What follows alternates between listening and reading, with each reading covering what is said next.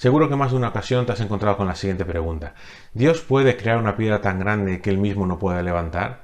En caso de que no pueda crearla, significa que Dios no es omnipotente, y en caso de que pueda crearla, deja de ser omnipotente porque no puede levantarla. De eso vamos a hablar en el día de hoy, de la omnipotencia de Dios.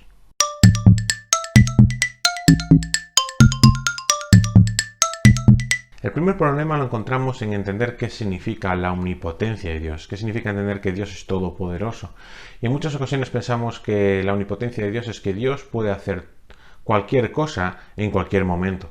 Pero la Biblia no expresa así la omnipotencia de Dios. En la Biblia se nos dice que hay cosas que Dios no puede hacer. Por ejemplo, Dios no puede mentir, Dios no puede cambiar aquello que ha dicho. Si ha dicho una cosa, no va a hacer ahora otra cosa distinta, o incluso se nos dice que Dios no puede pecar. Pero a veces el tema de la omnipotencia se usa como si Dios tuviera que estar cumpliendo cada una de las cosas, cada uno de los requisitos que nosotros le ponemos, como por ejemplo con la pregunta de la piedra. En cambio, cuando leemos la Biblia y entendemos lo que significa la omnipotencia, significa que Dios tiene la capacidad para cumplir todo aquello que desea hacer. O sea que todo aquello que es la voluntad de Dios y que Él quiere hacer, Dios tiene la omnipotencia, Dios tiene el poder para poder llevarlo a cabo de la mejor manera, sin que haya nada que le pueda hacer frente e impedírselo. A través del capítulo 15 de Génesis vamos a continuar con ese estudio que estamos realizando acerca del Dios de Abraham, el Dios de Isaac y el Dios de Jacob, para responder a esta pregunta: ¿quién es Dios? Y ya hemos visto en los capítulos 12, 13 y 14 que Dios es uno, solo hay un único Dios, y hemos visto cuál es nuestra relación, cuál es este cuidado que este único Dios hace con nosotros. Y en el capítulo 15 y en el capítulo 16 vamos a ver la omnipotencia de Dios. Vamos a ver cómo Dios es un ser omnipotente. Eso no significa que Dios haga todas las cosas en todo momento o tenga que hacer todo aquello que le pedimos. Esto significa que cuando Dios planea hacer algo, tiene el poder para poder llevarlo a cabo de la manera perfecta. Y no solo eso, sino que no hay nadie, ninguna persona, ningún ente, ninguna nación, incluso las personas más poderosas de este mundo, que sean capaces de hacer frente a esa voluntad para impedirla. Nos encontramos en este capítulo 15, que es un capítulo realmente que solo hay una conversación entre Dios y Abraham, no hay terceras personas, no hay eventos bélicos como vimos en los otros capítulos. La omnipotencia de Dios queda claramente expuesta en este capítulo 15, donde nos encontramos entre Dios y Abraham en una conversación, ellos dos solos, donde Dios va a hacer un pacto con Abraham, un pacto que humanamente hablando era imposible de cumplir. Había muchísimos impedimentos, había impedimentos humanos, impedimentos biológicos, había impedimentos geopolíticos, había impedimentos nacionales, pero ante todos estos impedimentos Dios promete a Abraham que eso que él ha prometido lo va a cumplir. Y según luego vamos leyendo el resto de la Biblia, el resto de Génesis, el resto de Éxodo, vemos como Dios ha cumplido cada una de las promesas que le ha hecho a Abraham. Por eso en el día de hoy vamos a profundizar en la omnipotencia de Dios y vamos a ver cómo es esta omnipotencia de Dios, para responder un poco más a esa pregunta de quién es Dios. ¿Quién es el Dios de la Biblia? ¿Quién es el Dios de Abraham, el Dios de Isaac, el Dios de Jacob? Ya sabemos que es un Dios único, pero hoy vamos a ver que es un Dios omnipotente.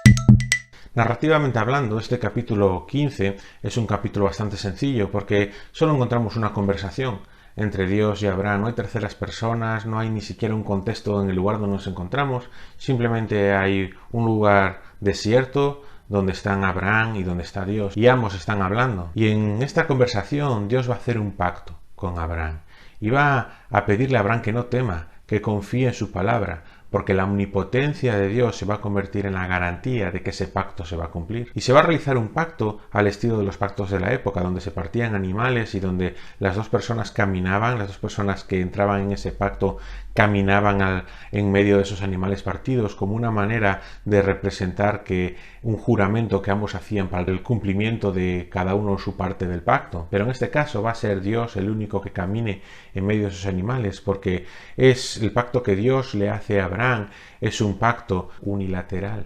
Es Dios el que pone las condiciones del pacto y es Dios el que se convierte en la garantía del cumplimiento del pacto.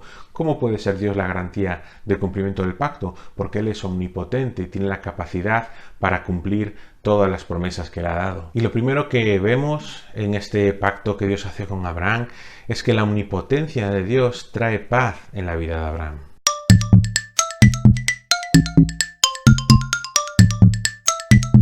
Dios es el que comienza hablando en este capítulo y anima a Abraham a no temer, porque Dios es el escudo de Abraham. ¿Y en qué sentido es el escudo de Abraham? Es en el sentido en el que Dios va a proteger que la promesa que él le ha dado a Abraham se va a cumplir, porque realmente lo que le pasaba a Abraham es que él no tenía hijos.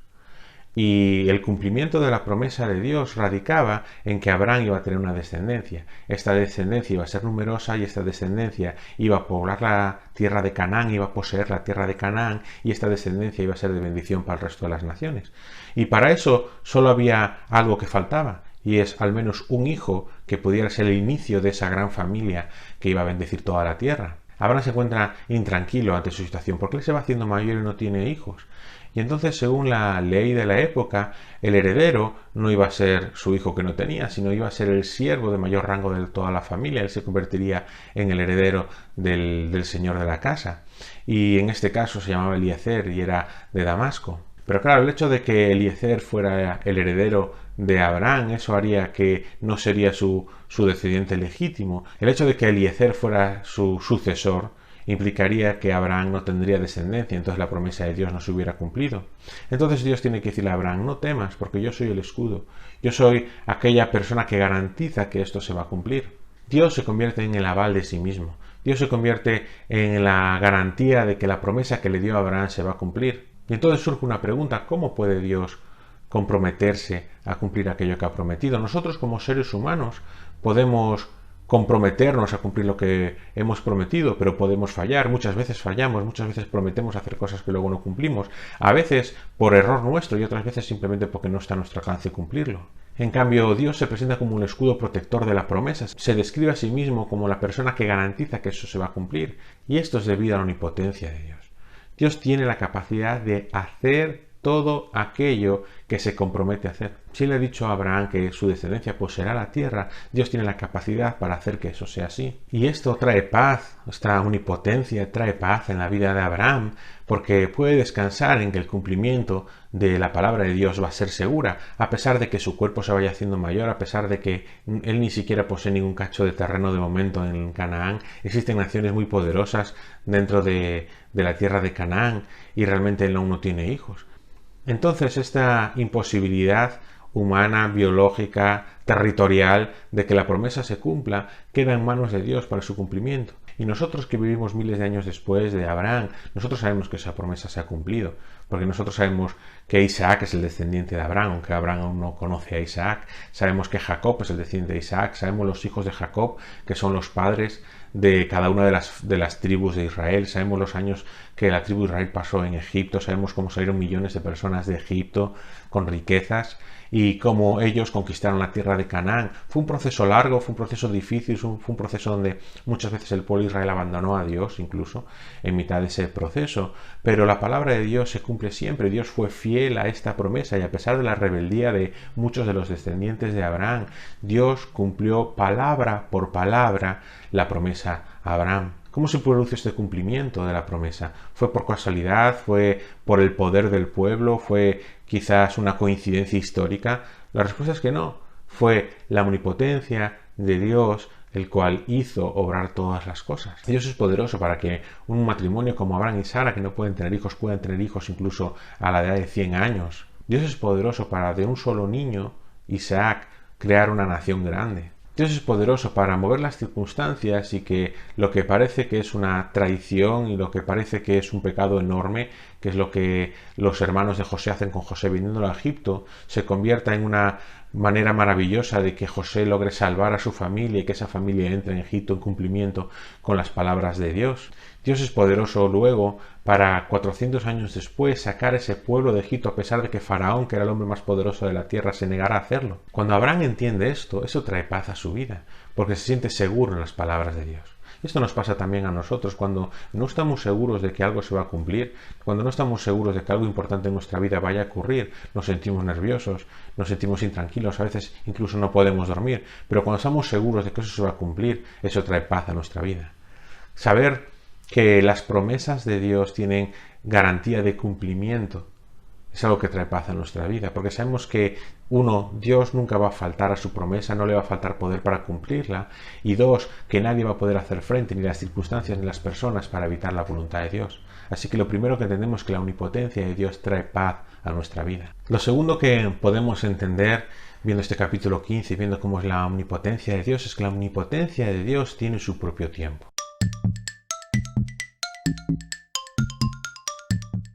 Cuando Dios le pide a Abraham que no tema, sino que va a cumplir todas sus promesas, Abraham, un poco a modo de queja, le abre su corazón y comparte lo que está sintiendo ante Dios y le dice: ¿cómo vas a cumplir tu promesa si ni siquiera tengo un hijo? Entonces Dios le repite la promesa que le está haciendo a Abraham, que es una promesa triple. En primer lugar, sus descendientes serán descendientes directos de tus entrañas, le dice. Serán descendientes directos de Abraham, no va a ser descendientes de un siervo, ni van a ser descendientes de un familiar, sino que van a ser descendientes directos de Abraham. En segundo lugar, la segunda garantía, la segunda promesa que Dios le hace a Abraham es que sus descendientes serán numerosos como las estrellas del cielo.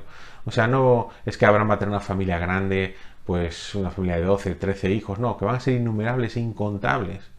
Y en tercer lugar, la tercera promesa que Dios le hace a Abraham es que sus descendientes van a poseer la tierra de Canaán, esa tierra que él había prometido, tierra que ahora mismo está en manos de otras 7 naciones, que están muchas veces peleando entre ellas. Dios le dice a Abraham lo que va a ocurrir, cuál es la promesa, pero no le dice cuándo se va a cumplir. Realmente el cumplimiento de esta promesa aún tienen que pasar más de 600 años para que esto se cumpla, porque aún tiene que nacer Isaac, aún tiene que morir Isaac, aún tiene que nacer Jacob. Y en los últimos años de la vida de Jacob, allí cuando Jacob ya tiene más de 130 años, él va a Egipto a morir allí con su familia. Es cuando el pueblo de Israel entra en Egipto, y 400 años después es cuando el pueblo de Israel sale de Egipto. Y después de 40 años vagando por el desierto es cuando el pueblo de Israel entra en la tierra de Canaán. Y después de varios años de lucha para conquistar la tierra es cuando realmente se afirma el reino. Y realmente hasta que el rey David y sobre todo Salomón, que llegó a tener el reino más grande de todos los reyes de Israel, no se produce casi de una manera completa esta promesa de que el pueblo de Israel iba a poseer toda la tierra de Canaán. La respuesta de Abraham a estas palabras de Dios fue fe. Fe. Creyó a Dios. Tuvo la confianza de entender que Dios le había prometido algo y que él tenía el poder para cumplirlo, así que él descansó en que Dios a su momento cumpliría las promesas que le había hecho a Abraham. Entonces se nos dice que esta fe le fue contada por justicia. Y esta es una frase que igual nos puede sonar un poquito extraña.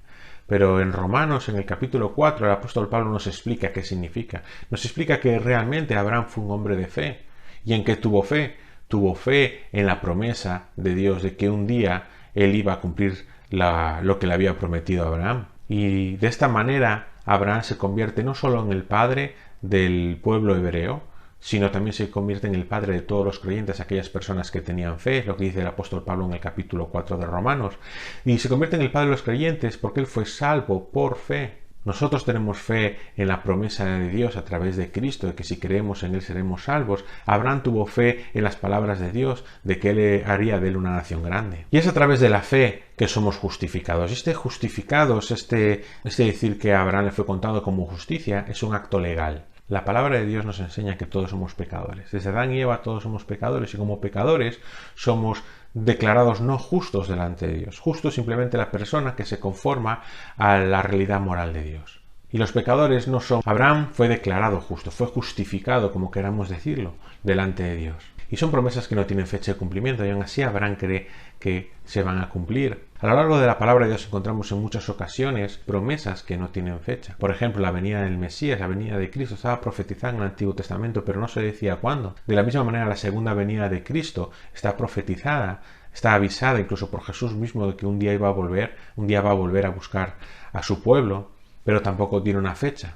Y el apóstol Pedro dice en su epístola que hay muchas personas que, como Cristo no ha venido y no sabemos la fecha en que Cristo va a venir, piensa que realmente eso es una mentira que no se va a cumplir. El Señor no se tarda en cumplir su promesa, según algunos entienden la tardanza, sino que es paciente para con vosotros, no queriendo que nadie perezca, sino que todos vengan al arrepentimiento.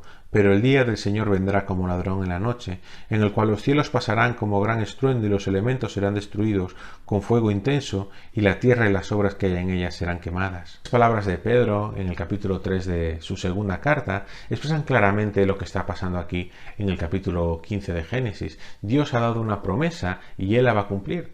Lo que pasa es que lo cumple en su tiempo, en su voluntad. Él ha determinado un día en que esas cosas ocurran. Él determinó un día en que iba a nacer Isaac, e Isaac no iba a nacer antes. Él determinó un día en que el pueblo de Israel, la familia de Abraham, iba a entrar en Egipto, y no iba a entrar antes. Él determinó un día para que el pueblo de Israel saliera de Egipto, y el pueblo no va a salir antes ni después, saldrá ese día. Él determinó un momento para que el pueblo de Israel entrara en Canaán y poseyera la tierra, y no va a ser antes ni después. Él determinó un momento en que naciera Cristo, y no fue antes ni después, fue en ese mismo momento. De la misma manera, Él ha determinado en su voluntad que haya un momento en el que Cristo vuelva a buscar en su iglesia, y no va a ser antes ni después, va a ser en su momento. Pero el hecho de que no sepamos la fecha no nos tiene que llevarnos a pensar de que Dios no va a cumplirla o Dios no es capaz de cumplir su promesa, sino que la omnipotencia de Dios nos tiene que llevar a entender que Dios tiene la capacidad para cumplirlo y va a cumplirlo, pero lo cumplirá en su momento, porque la omnipotencia de Dios siempre tiene su tiempo. Y lo último que vemos acerca de la omnipotencia de Dios es que la omnipotencia de Dios no tiene rival.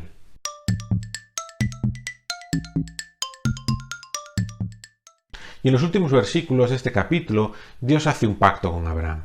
Hace un pacto a la imagen de cómo son los pactos humanos de aquella época. Hoy en día firmamos un contrato o vamos ante un notario. En aquella época no se hacía así, sino que se partían unos animales, había más testigos y entonces los dos firmantes del pacto pasaban al medio de esos animales dando una prueba pública de que se comprometían a cumplir los mandamientos del pacto. Parte esos animales y Abraham se queda despierto cuidando de que no vengan las bestias salvajes a comerse esos animales, pero Dios hace entrar a Abraham en un profundo sueño.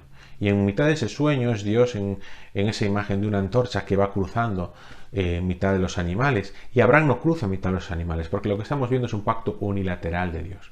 Todos los pactos que encontramos en la Biblia de Dios con seres humanos son siempre unilaterales. El pacto con Noé, el pacto con Abraham o el pacto con David o el pacto de Cristo en la última cena. Son todos pactos unilaterales de Dios. Dios pone las condiciones, Dios pone cuál va a ser el resultado futuro de ese pacto, y Dios se convierte en la garantía de que eso se va a cumplir. Lo único que tienen que hacer los seres humanos es tener fe y confiar en las palabras de Dios. De esta manera, a través de ese pacto, que es algo que Dios no necesita hacer, pero Abraham sí que lo necesitaba, Dios quiere demostrarle a Abraham que él va a cumplir con lo que él ha prometido. Le dice: no temas, porque tus descendientes poseerán la tierra. Y entonces pasa a narrarle todo lo que va a ocurrir durante los próximos siglos, no explicándole en qué momento va a ocurrir, pero sí lo que va a ocurrir, y cómo al final de todo el pueblo de Israel poseerá la tierra. Explica, por ejemplo, que sus descendientes estarán esclavos y oprimidos en Egipto. Le explica también que, llegado su momento, Dios juzgará a esa nación de Egipto y entonces sacará al pueblo de Israel. Se está refiriendo a las plagas de Egipto debido a la rebeldía, a la dureza del corazón de Faraón. Y Dios le explica a Abraham que va a sacar a su pueblo como mano poderosa de Egipto. Y luego llegarán a la tierra de Canaán y conquistarán la tierra. Y Dios les dará la tierra que va desde el río Éufrates en el norte hasta el río Nilo. Lo que demuestra este texto es que la voluntad de Dios no tiene rival, la omnipotencia de Dios no tiene rival, porque por mucho que el pueblo de Israel viviera de esclavo de Egipto y quisiera salirse de Egipto antes de tiempo, la voluntad de Dios no se lo iba a permitir. Dios tenía un tiempo en el cual iba a sacar a su pueblo de Egipto, 400 años después de haber entrado. La omnipotencia de Dios tampoco tiene rival en Faraón, ya que a pesar de que Faraón intentó evitar, y todo Egipto intentó evitar que el pueblo de Israel se fuera, Dios sacó con mano poderosa a su pueblo de Egipto. La omnipotencia de Dios tampoco tiene rival en las naciones de Canaán. Se nos describe ahí en los últimos 3 versículos las 7 naciones que había en Canaán, y esas naciones iban a defenderse con uñas y dientes ante la invasión de Israel, pero Dios le había dado la tierra a Israel en promesa a Abraham, con lo cual, por mucho que ellos se opusieran, el pueblo de Israel iba a acabar conquistando la tierra. Y lo que encontramos luego en el libro de Reyes, de Crónicas, cuando vemos el reinado de David, el reinado de Salomón, incluso el reinado de Saúl, vemos que todas esas naciones alrededor habían prácticamente desaparecido todas, y el pueblo de Israel había conquistado la tierra y era el dueño de la tierra. La omnipotencia de Dios depende exclusivamente de su soberana voluntad. No depende de Abraham, no depende de Egipto, no depende de las naciones, no depende ni siquiera de Israel. Depende exclusivamente de Dios, y todo lo que Dios se propone hacer, Él lo lleva a cumplir. Entonces Abraham puede confiar en la omnipotencia de Dios, porque no hay nadie que pueda hacerle frente y que pueda evitar que ella se cumpla. A modo de conclusión,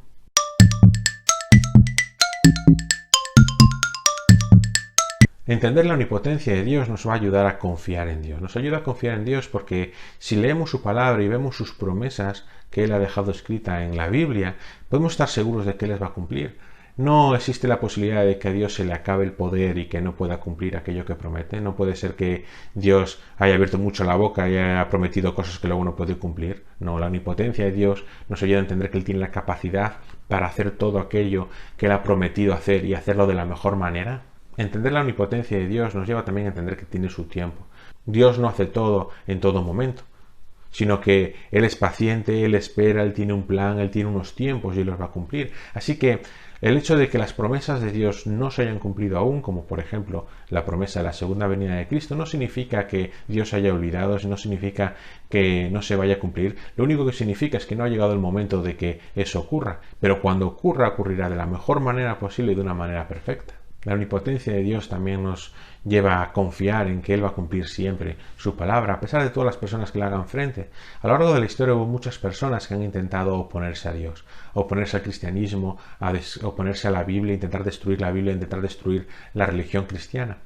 Pero la realidad es que la Iglesia de Cristo sigue adelante y va a seguir adelante hasta que Cristo venga. Da igual quien se oponga, da igual la ferocidad de esta oposición, da igual la persecución, da igual incluso la propia rebeldía que los que supuestamente son cristianos puedan tener, porque la omnipotencia de Dios no tiene rival, no hay nadie que pueda hacerle frente. Así que en el día de hoy confía en Dios, confía en sus promesas porque son de seguro cumplimiento. Quizás no puedes ver esto porque estás en un momento difícil en tu vida, como Abraham lo estaba. Abraham estaba muy preocupado, se hacía mayor, no tenía hijos, no veía que realmente el cumplimiento de la promesa fuera a ser posible. Y en ese momento Dios dice, confía, no temas, ten fe en mis palabras porque a su momento lo cumpliré. De la misma manera tú ten fe y confía en Dios, confía en sus palabras, confía en sus promesas, confía en las promesas de Cristo, porque Dios es poderoso para cumplir todo aquello que promete. En la siguiente clase vamos a seguir hablando en el capítulo 16 acerca de la omnipotencia de Dios, pero lo veremos relacionado con la ineficacia humana. Así que no te pierdas el próximo vídeo.